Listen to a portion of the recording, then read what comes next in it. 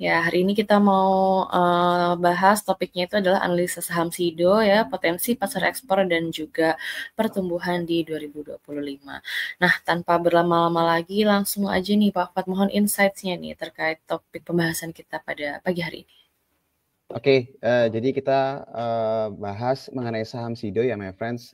Ketika indeksnya lagi tantrum ya, kita harus cari saham-saham yang memang punya potensi pertumbuhan, yang punya cerita menarik, jadi mungkin bisa menjadi tambahan ide buat my friends juga.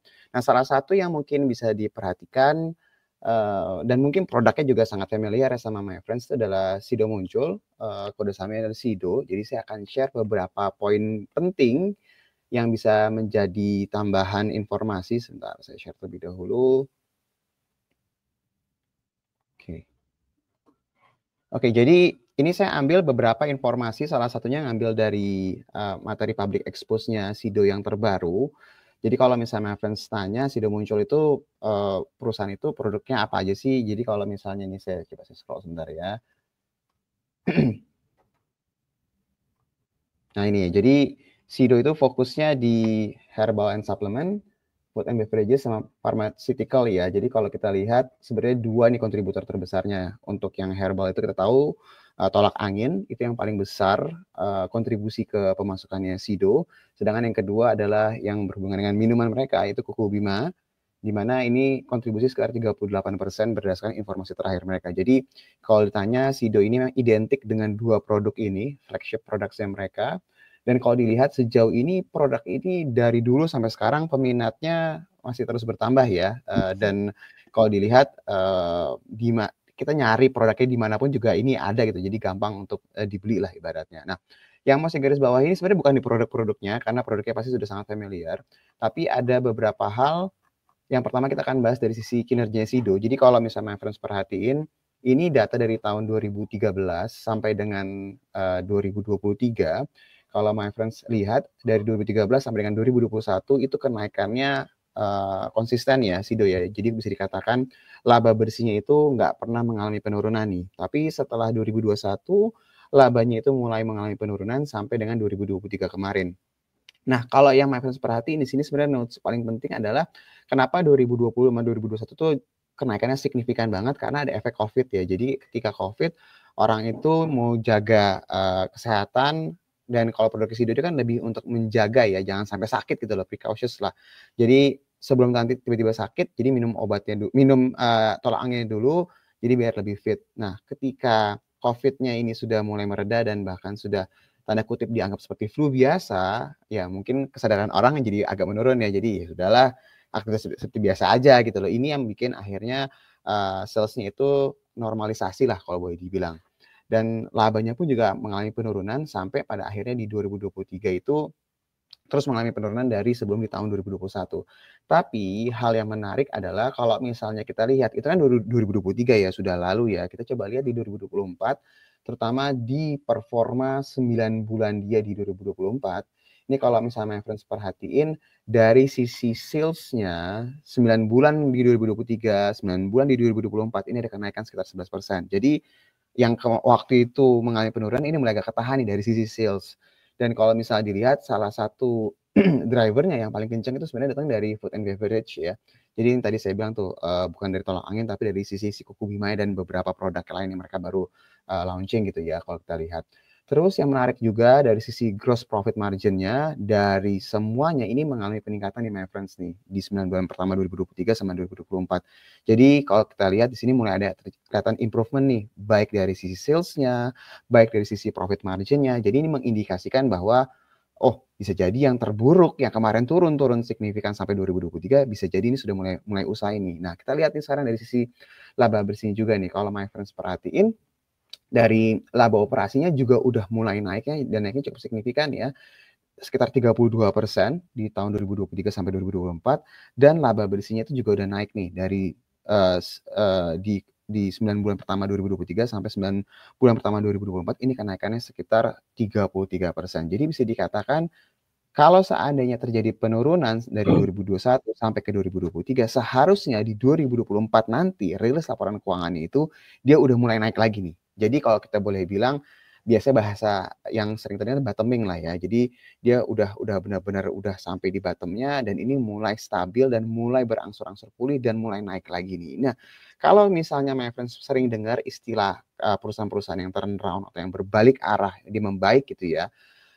Ini mungkin salah satu ciri-cirinya nih, dia yang tadinya turun terus, tapi sekarang sudah mulai ketahan dan sudah mulai mengalami kenaikan yang cukup konsisten dan ini kalau kita lihat, sepertinya kenaikannya malah justru lebih bagus daripada ekspektasi pasar ya my friends ya. Itu dari sisi performa kinerja penjualan dia, terus tadi beberapa aspek seperti gross profit margin, sampai tadi laba bersih sudah kita bahas. Nah, yang mau kita highlight juga adalah ini karena beberapa kali sering ada yang nanya di Tiger Insights ya, jadi akhirnya jadi ngeliatin dan sepertinya emang ini hal yang cukup menarik untuk diperhatiin juga. Yang mau kita bahas berikutnya itu adalah dari sisi kontribusi pasar ekspornya ya. Jadi ini makanya tadi kenapa kita bahas, di judul juga, kira-kira akan seperti apa di tahun 2025. Jadi dari sisi, manajemen mereka tuh udah stated bahwa mereka itu akan membuka negara-negara baru gitu loh. Jadi sepertinya mereka tuh tidak puas dengan, negara-negara yang sudah mereka, ekspansi, tapi sepertinya akan ada tambahan beberapa negara baru nih, tapi mereka memang belum mention nih kira-kira negaranya apa aja. Tapi yang kalau kita perhatiin di sini kan my friend bisa lihat ya dari sisi historinya dari tahun 2020 sampai dengan 9 bulan 2024 yang namanya international business contribution-nya mereka terhadap revenue-nya mereka itu porsinya terus naik. Berarti bisa dikatakan satu produk mereka diterima di luar negeri, kedua apa yang mereka lakukan selama ini itu proven. Berarti on track lah kalau boleh dibilang. Nah, kalau ngeliat perusahaan seperti ini, saya tuh jadi keingat salah satu perusahaan yang berhubungan dengan consumer goods yang dia expand-nya luar biasa ke luar negeri karena agak jarang ya perusahaan Indonesia itu ekspansi ke luar negeri itu tanda kutip berhasil ya, nggak gampang. Itu salah satu adalah Indofood CBP ya. Jadi kalau misalnya my friends lihat di YouTube-nya ada orang Nigeria lah, ada orang dari Eropa lah dia ngebahas Indomie yang Indomie goreng itu kan berarti kan rasanya diterima di masyarakat luas ya. Itu salah satu cerita sukses. Makanya sahamnya kalau my friend perhatiin itu secara jangka panjang itu, performanya tuh terus naik gitu loh. Nah, ini salah satu cerita yang kalau bisa kita lihat, Sido ceritanya juga oke, tapi harga sahamnya nih tanda kutip masih agak salah nih. Jadi ya harapannya dia bisa sama kayak si CBB sendiri. Nah, ini kalau misalnya dilihat kontribusinya sepertinya di tahun 2025 ada kemungkinan bisa mengalami kenaikan lagi nih my friends nih. Kalau dilihat dari sisi kinerja sejauh ini dan, dari statement manajemen yang dia bilang bahwa beberapa negara itu sudah mereka coba untuk mereka, expand ya dan ini kelihatan ya di sini iklannya pun juga my friend bisa lihat nih di Nigeria, bahasanya bukan bahasa Indonesia gitu loh, bahasa Inggris tapi slangnya tuh slangnya Nigeria gitu. Ini kalau dia di, Filipina bahasa Filipina gitu. Jadi memang mereka itu on track, mengenalkanlah produk ini ke luar negeri. Nah terus berikutnya, selain memang dia performance-nya on track, perusahaan ini adalah perusahaan yang tanda kutip "rajin bagiin dividen" nih my friends. Sebentar saya kasih lihat. Jadi emang selain memang performa keuangannya itu stabil dan terus bertumbuh, dia adalah perusahaan yang rajin bagiin, dividen. Nah, cuma kalau kita dengar rajin bagiin dividen, terus juga dividen payout ratio-nya itu, tergolong besar ya, ini kan kalau kita lihat besar ya kalau my friends lihat ya, ini ada 90%, 100%, 90%. Ini mungkin nggak kayak Unilever gitu loh. Unilever itu kan dia rajin banget bikin dividen, terus kalau bisa semuanya dibikin dividen. Nah, ini yang saat ini yang membedakan kalau kita lihat sejauh ini ya, dia dari sisi top line-nya atau revenue-nya, dari sisi bottom line-nya, dari sisi ekspansinya, dia itu terus bertumbuh. Unilever Indonesia dia hanya fokus pasar Indonesia kan. Kalau si Sido ini bisa fokus pasarnya keluar gitu. Jadi agak berbeda. Jadi my friends nggak perlu terlalu khawatir ya dengan keadaan tersebut. Nah, kalau dilihat seandainya kita menggunakan estimasi, menggunakan dividen per share-nya itu seperti kayak 2023 atau lebih ya karena labanya naik, seharusnya dengan interim yang sudah dibagikan tahun lalu di bulan Oktober, masih ada sisa sekitar, dividen yield sekitar 2-3% nih. Kalau seandainya angkanya itu kisarannya 2023 sampai 2022 nih dividen per share-nya nih. Jadi, meskipun dia turun dengan harga sekarang, dia masih kasih lihat ada potensi dari sisi dividen yield yang cukup menarik nih my friends. Nah, saya mau kasih lihat dari sisi, valuasinya supaya kita lebih cepat. Sebentar ya. Oke, nah ini sudah terlihat ya, ini tampilannya yang sorry.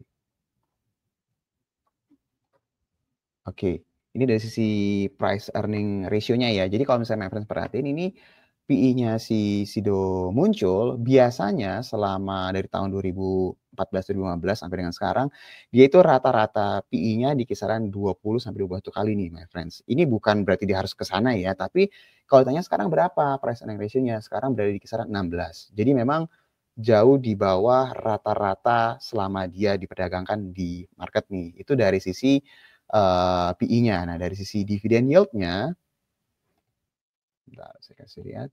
Oke. Nah, kalau ini kebalik nih. Kalau tadi kan kita lihat dia semakin di bawah semakin bagus. Kalau dividend yield-nya rata-rata dia tuh harusnya nggak boleh nge-break si 5%-an nih dividend yield-nya nih, my friends. Jadi ini sekarang dia udah 5,9% nih secara full year ya, termasuk interim ya. Jadi artinya harga sahamnya itu udah lebih rendah gitu loh. Jadi kebalik ya, kalau dividend yield itu makin tinggi itu karena sahamnya itu mengalami penurunan, tapi dia bisa ngasih dividennya bertumbuh gitu, my friends. Nah ini kalau dilihat dari PE tadi tergolong cukup murah, terus kalau dilihat dari sisi dividen yieldnya cukup atraktif juga, dari sisi potensi pasar ekspornya masih bertumbuh, dan dari sisi potensi keuangannya harusnya udah mulai bottoming nih kemarin di tahun 2023. Jadi apakah Sido bisa ngikutin jejaknya seperti ke ICBP, ya dia tambah sukses di luar, harga sahamnya salah saat ini, kita akan lihat nanti dalam beberapa waktu ke depan ya. Tapi baik lagi sih, kalau untuk yang jangka pendek mungkin bisa refer ke Iwan ya, teknikalnya seperti apa. Itu mungkin ide dari saya untuk hari ini, Yul. Saya kembalikan lagi ke Yuli.